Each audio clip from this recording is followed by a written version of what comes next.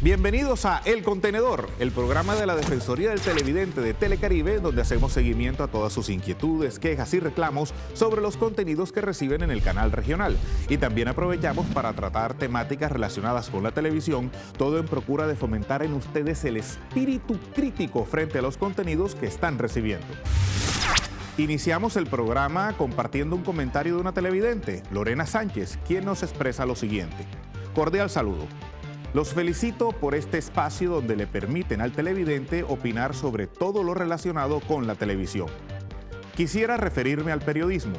Hace un tiempo, una noticia revelada por una periodista muy reconocida a nivel nacional causó mucha polémica, donde muchos cuestionaron la forma en que se trató la noticia, pues algunos consideraban que la manera como se informó el hecho sobrepasó la intimidad del protagonista de dicho suceso, y creo que este tipo de noticias o tratamiento de la información es muy frecuente en el periodismo de hoy. Esta situación me generó una inquietud, que es la que quisiera que ustedes me resuelvan a través de su interesante programa. ¿Será que está siendo ejercida con responsabilidad y ética la profesión periodística? El escándalo sexual en el que se ha visto involucrada la policía tuvo un detonante hoy con la revelación de un video que salpica al exsenador y viceministro del Interior, Carlos Ferrer, en la que se probaría la relación del entonces senador con el capitán de la policía, Ángelo Palacios Montero. Este video, junto a la declaración del capitán, hacen parte de las pruebas presentadas por la Procuraduría que probarían su relación con la llamada Comunidad del Anillo.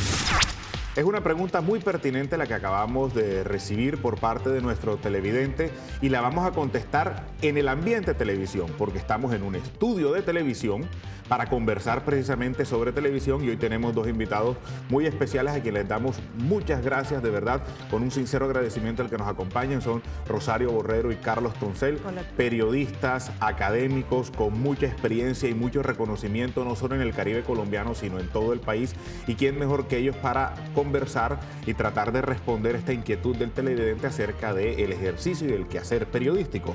Entonces, me permito, don Carlos, empiezo con la doctora Rosario, ni más faltaba. Rosario, buenas tardes, muchas gracias por estar con nosotros otra vez. ¿Hasta dónde podemos hablar de esa delgada línea que separa lo público de lo privado cuando se está ejerciendo el periodismo? Empecemos recordando que lo privado en sí mismo no constituye noticia, está amparado el derecho a la intimidad en nuestro marco legal, pero hay intimidades que contienen, digamos, hechos que son de la esfera pública, como por ejemplo podría decirse un delito. El delito es noticia, entonces si esa intimidad fue el escenario en el que se dio ese acontecimiento o esa noticia, pues ya ahí se rompe ese derecho, esa privacidad.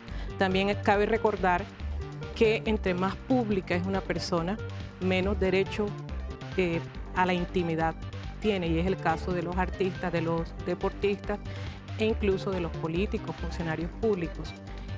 Otra cosa, los funcionarios públicos, los servidores públicos, los mandatarios elegidos por el voto popular se deben a la ciudadanía y están obligados a rendir cuentas de sus actos y por lo mismo deben cuidar esos actos que hacen aún en la esfera íntima. Este escándalo obligó al viceministro del Interior, Carlos Ferrer, a presentar su renuncia, ya que según la Procuraduría, este video no solo sería una de las pruebas de la supuesta red de prostitución masculina, denominada la Comunidad del Anillo, sino que también evidencia que varios miembros del Congreso de la República estarían involucrados o algunos oficiales de la policía en la denominada red masculina. Carlos, esto también varía mucho dependiendo incluso del entorno y de la formación social en donde nos encontremos. porque en países como Colombia podemos encontrar muchos ejemplos como el que nos compete, en donde es difícil encontrar esa diferencia entre lo público y lo privado. Vámonos, por ejemplo, a Estados Unidos, donde hay un pensamiento, entre comillas, más liberal, pero en donde se le exige prácticamente santidad y pulcritud a los funcionarios públicos y a los candidatos a cargos por elección popular.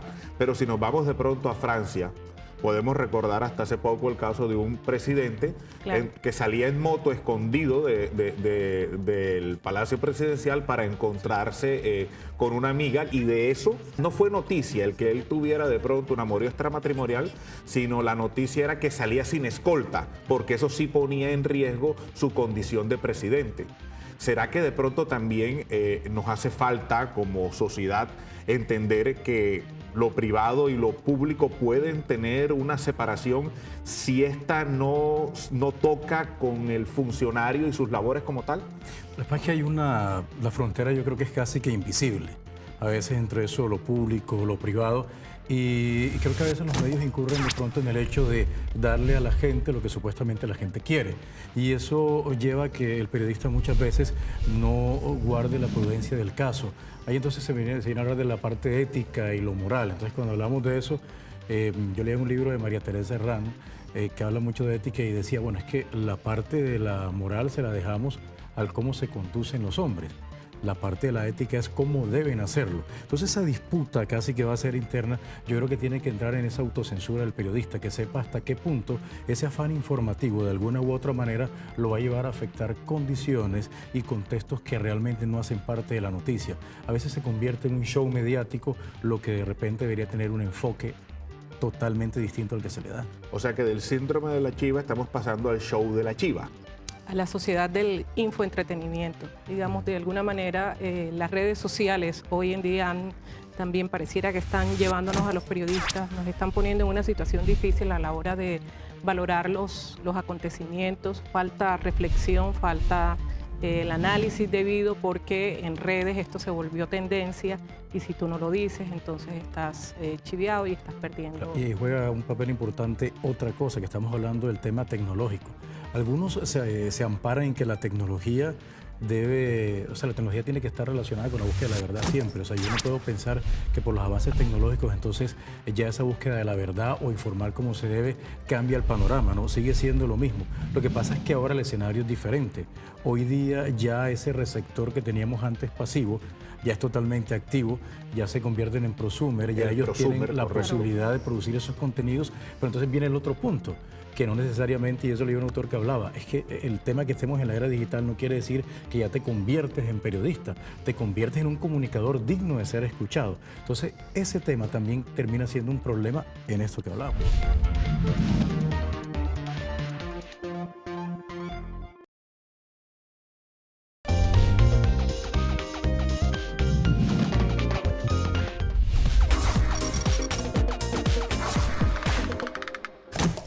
En El Contenedor, tu opinión es muy importante.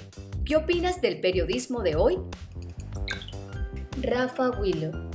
Para mí la clave es la interpretación que el lector y el escritor ambos vean las cosas desde el mismo punto de vista. Elkin Camargo Serrano. Tienen herramientas buenas para dar información y no girar alrededor de un mismo tema. Odio cuando transmiten una noticia tonta y que ésta se hace viral. Paola Jiménez. Bueno, mi opinión es que en ocasiones los periodistas, o casi siempre, sobrepasan la intimidad de los protagonistas de la noticia. Tienen que respetar un poco más. Jamie Dos Amores Casa. Está más avanzado y nos permite estar al tanto de todo lo que está pasando actualmente, nacional e internacionalmente. En Twitter nos dicen, Luis García Camargo, el periodismo es necesario cuando la objetividad es posible, sin que les toque omitir información. El Contenedor es el espacio de los televidentes. Participa. Juntos construimos la televisión regional. Vamos a aprovechar eso que acabas de comentar, Carlos, para reflexionar, ¿no? Preguntarles al respecto de si de pronto no estamos tendiendo a que las redes sociales, la posibilidad de que todos nos podemos volver comunicadores porque tenemos tecnológicamente la posibilidad de hacerlo, que las redes sociales estén, entre comillas, reemplazando la rigurosidad del periodismo. Yo creería que en algunos casos sí, y es muy, muy peligroso, pero te insisto, hay que hacer un alto, una reflexión, un análisis de lo que tenemos entre manos, y de ninguna manera la verdad puede salir sacrificada en este proceso y en esta carrera contra la competencia, que en este caso serían, por ejemplo, las redes sociales. Mire, porque hay dos ejemplos particulares que quisiera que pudiéramos comentar. Uno tiene que ver con el muy sonado caso de la comunidad del Anillo y el famoso video que se hizo público. Y el otro tiene que ver con algo un poco más banal que ya pasó hace algún tiempo, pero que también pasa por el hecho de aprovechar la tecnología para hacer de algo privado algo público, y es el famoso video aquel de Tu tormento soy yo. Eso se convirtió en viral en redes sociales, todos lo recordamos con toda seguridad. Ustedes allá en su casa tienen el video en la cabeza ahora mismo, pero ya con calma, reflexionando, uno pudiera pensar, ¿por qué tengo yo que enterarme de un asunto privado entre dos mujeres? Porque alguien sacó un dispositivo y lo hizo público sin de pronto preguntar y pedir permiso. Entonces, la intención es volver a preguntarnos desde el quehacer periodístico y como sociedad hasta dónde estamos traspasando sin mucha reflexión esa esfera de lo privado y lo público. Que ese es el problema. Los medios siempre van a ser de gran poder social. Y como alguien decía, o sea, el medio de comunicación termina siendo el espejo de esa realidad. Quien grabó eso, de alguna u otra manera, lo pudo ver como un show, pero quienes lo vieron, lo replicaron por lo gracioso o por circunstancias en las cuales se vieron inmersos, en fin. Y esa multiplicación a partir de la plataforma tecnológica está llevando a que lo que antes se quedaba, digamos, ahí en la pura aldea de McLuhan, por ejemplo, ya comienza a verse masificado, inclusive con mucho más poder de llegada que el mismo medio de comunicación puro o tradicional. Entonces ahí es donde viene esa parte de la autocensura y el respeto y la responsabilidad. Alguien decía que, bueno, tú sabes que siempre se ha hablado que cuando existía la radio entonces se iba a acabar la prensa, y cuando llegó la televisión se iba a acabar. Y en el fondo todo esto ha sido un tema de teoría de la evolución, se potencian a partir de lo que existe. Entonces el gran compromiso y el reto de los medios hoy día tradicionales es cómo enfrentar esa circunstancia. Claro. Entonces, si tenemos gente preparada, responsable, yo creo que eso va a llevar y va a llamar un poco a la paciencia a la gente y no querer publicar todo. Te robo 10 segunditos para decirte algo. Hace poco, con el tema del título que ganó en Inglaterra el Leicester, correcto, se atrevieron a sacar algo que es muy nuestro, muy de Barranquilla y Soledad, que ya iban a bautizar un niño con el nombre de Leicester David, y todo resultó ser un montaje a partir de la parte tecnológica, pero la gente lo creyó, porque ya hacemos parte de esa realidad y de ese pan y circo que se presenta de alguna manera. Y diferenciar muy bien los formatos, ¿no? Una cosa son las redes sociales, que de pronto te permiten a veces cometer alguno que otro exceso, pero otra cosa ya es cuando pasas a una segunda instancia, ya cuando el medio formal, hay que marcar una diferencia entre lo que son las redes sociales, digamos la información que está circulando por redes, pero otra es la información, debe ser la información que produce un medio de comunicación formal. Una pregunta muy puntual. Desde la rigurosidad del medio en el quehacer periodístico diario, se enfrentan, te ha tocado enfrentarte con de pronto un caso en donde hay una determinada noticia que viene sobre todo socializada a partir de redes sociales, pero que ha faltado un poco de mayor rigurosidad o de comprobación o contrastar las fuentes, y han tomado la decisión de, hasta que no lo tengamos claro, no lo vamos a sacar al aire, o de pronto en algún momento en la misma discusión del medio se valida mucho lo que ya en redes sociales se está comentando y se presenta así. ¿Ha tocado sí, en algún momento tomar esa decisión? Con frecuencia nos hemos quedado con las ganas de soltar algo que está circulando y que nosotros también queremos meternos con el juego, porque ahí hay que ser responsables con los contenidos, esto trasciende y sobre todo en cuestiones de medios también tienes una marca que respetar y que cuidar. Entonces con mucha frecuencia, te diría que casi a diario, nos enfrentamos en los medios, y en el caso en el que yo estoy en un impreso, al dilema de si meternos en ese juego tremendo y enloquecedor de lo que es tendencia en redes sociales. Autocensura. Ahorita es una palabra fuerte. Sí. Autocensurar es fuerte. ¿No pudiéramos más bien de pronto cambiarla por autocontrol? Bueno, sí, digamos que la autocensura, si la miramos desde el punto de vista semántico estricto, sí, yo llamaría un poco más a la intención de que tú seas capaz de controlar a partir de tu conocimiento y de tus cosas, saber si algo puede ser publicado o no. Fíjate, si uno publicara todo lo que llega a través de redes sociales, Total. estaríamos en muchos líos, o no solo eso, sino además de eso, haciendo apología a lo que la gente quiere. Y metiendo en lío a mucha gente. Mucha gente. Y no deberíamos sentirnos mal en esas situaciones en donde nos autocontrolamos, como para utilizar la expresión que tú acuñas, Alfredo. No deberíamos sentirnos mal, por el contrario, yo creo que al final del día lo que te queda a ti es la tranquilidad de que actuaste con responsabilidad. Claro. Fíjate que en el tema deportivo, por ejemplo, lo que más se habla siempre en el tema deportivo no solo son de los triunfos, sino también de la indisciplina, por decirte algo. Y todos los videos que llegan hablando de indisciplina, algunos son hasta viejos. Y uno sabe por alguna circunstancia. Y que a veces uno piensa como periodista, bueno, pero el que hace con su vida lo que considera, y entonces ya terminas transgrediendo. Porque se termina trivializando el hecho. Y en el día de hoy le daremos nuestra opinión acerca de los noticieros. María José, ¿tú qué opinas? Bueno, pues lo que yo opino es que a veces se centran en las noticias de la capital del país, que es Bogotá, y no se centran en las noticias de las demás ciudades. A veces muestran palabras que los niños no entendemos porque nosotros también queremos ver el noticiero. Karime, ¿me podrías comentar más? Claro que sí, María José, y como tú lo has dicho, los niños también vemos esos distintos programas de información, y cuando muestran distintas escenas de violencia, nosotros las tomamos como ejemplo y por eso tendemos a realizarlas. Y también que se centran en ciudades extranjeras como lo son Estados Unidos y distintos continentes como Europa, y no se centran en lo que es Colombia. Y también que a veces se centran en las noticias malas y deberían mostrar lo bueno. Muchas gracias.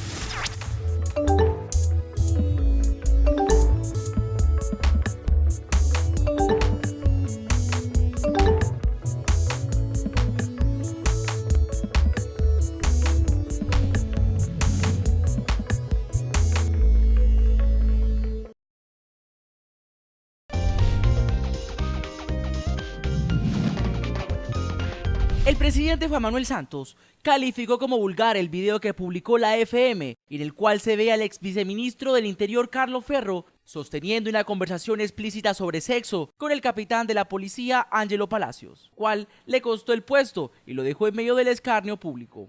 Además de darle el calificativo de dañino y malintencionado, el mandatario aseguró que el caso debe abrir un debate sobre la forma en que se hace periodismo. Retomando la inquietud del televidente, que tal vez todo lo que giró alrededor del video y de la comunidad del anillo, aquel tema famoso, terminó trivializado precisamente porque la discusión terminó dirigida a si debió publicarse o no, más allá de los hechos que motivaron la noticia. Totalmente, se nos olvidaron unos antecedentes que había ahí en esa situación con el senador, se nos olvidó el contexto, se nos olvidaron muchas cosas por estar en la discusión y por lapidar, entre otras cosas, a la periodista, a la mensajera, cuando en el fondo ya había una denuncia seria de una situación anómala en el seno de la policía, ¿no? Y además del Congreso. ¿Tú hubieras publicado ese video? Lo que pasa es que revisando lo que ya sucedió, lo que generó la publicación y realmente lo que se buscaba como noticia, yo no encontré relación entre una cosa y la otra. O sea, terminó siendo más noticia alguna condición que se planteaba en el video que el mismo hecho que se pensaba denunciar. Pero lógicamente nosotros tampoco podemos estar a decir sí, no, porque hay condiciones, circunstancias, motivos que de pronto llevan a la gente a tomar decisiones. De repente yo hubiera sido un poco más cauto, sí, en eso. El video creo que se pudo haber editado, entre otras cosas. Y ese fue el otro tema, porque ese contenido definitivo que llega a ese sector, ahí salieron cosas que no ameritaban y no tenían relación. ya estamos por concluir esta conversación y nos encantaría a nivel de producción tener muchísimo más tiempo, y este es un tema, estos temas periodísticos que son tan interesantes y que la teleaudiencia tanto nos pide, seguramente los seguiremos tratando en el contenedor y seguramente los vamos a seguir invitando a ustedes. Agradeciéndoles mucho su presencia, les hago una pregunta difícil ya para terminar. ¿Se puede hacer periodismo libre en Colombia? En el papel sí, pero la libertad de prensa de todos modos es relativa. Hay autocensura, como lo acabamos de ver, se dan en algunos casos situaciones de presión y están, entre otras cosas, también los intereses del medio, Alfredo, porque se nos olvida que los medios de comunicación son empresas privadas con ánimo de lucro, donde el negocio está en difundir contenidos ciertos, veraces, y para eso la opinión pública le da, deposita su confianza en los medios. Pero es un negocio y hay unos intereses económicos, también se dan situaciones de esas. Hay informaciones que requieren la reflexión y hay que consultar. Carlos, como periodista y docente, te pregunto para finalizar, ¿cuál debe ser la postura del televidente o la recomendación para el televidente cuando se encuentra con este tipo de contenidos o con este tipo de situaciones en donde puede darse a entender que el contenido periodístico está traspasando ciertas fronteras? ¿Cuál es la invitación al televidente? Yo creo que el televidente tiene que siempre procurar por ser crítico. Y lo crítico no confundirlo con todo está mal. Lo crítico significa analizo, digiero, veo las circunstancias y el contexto. Yo creo que hoy día están abiertas unas grandes posibilidades donde tú automáticamente puedes dar tu punto de vista, y creo que a partir de esos cuestionamientos de la gente se ha logrado hacer un mejor periodismo. Yo creo que antes de lanzar la piedra, bueno, hablando metafóricamente, y decir algo no sirve, es como entrar a analizar de qué manera me afectó. Yo creo que hoy la gente tiene un elemento importante y es todo este tema, las plataformas digitales, para inclusive ser el inicio de todo, porque ya hoy la exclusividad del inicio de la noticia no la tiene el periodista, la tiene cualquier persona. Entonces creo que a partir de esa intención podemos ser televidentes críticos. Rosario Borrero, Carlos Tostel, muchísimas gracias por habernos acompañado en El Contenedor. Este es un programa delante de la cámara que nos muestra lo que está detrás de las cámaras. Seguimos en El Contenedor.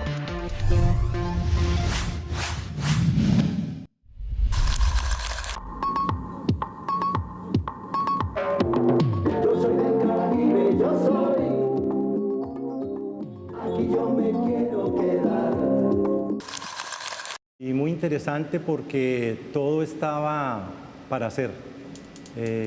Yo llegué con las máquinas de edición, con las cámaras, con una consola de audio y con muchas ganas de trabajar. Y encontré un grupo humano interesantísimo, tanto de hombres como de mujeres. Fue muy duro. Prácticamente yo también me sentía como empezando. Empezaron a mirar a los presentadores, empezaron a mirar a los periodistas. Esto hizo muy interesante este proyecto que se volvió realidad, como fue el Noticiero Televisa.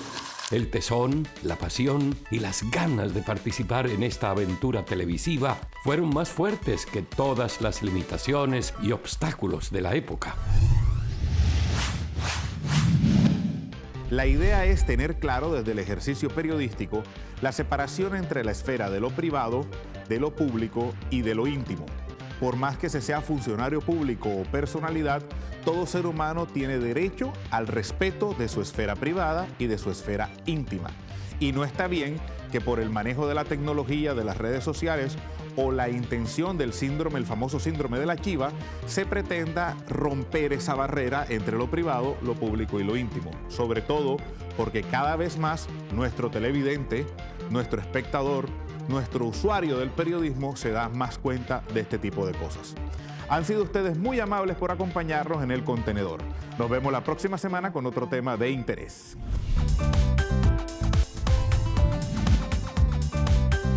Sesgo mediático o informativo es la tendencia de los medios de masas vinculados a intereses económicos de grupos a presentar determinadas noticias y elegir las noticias de las que van a informar de forma nada equilibrada.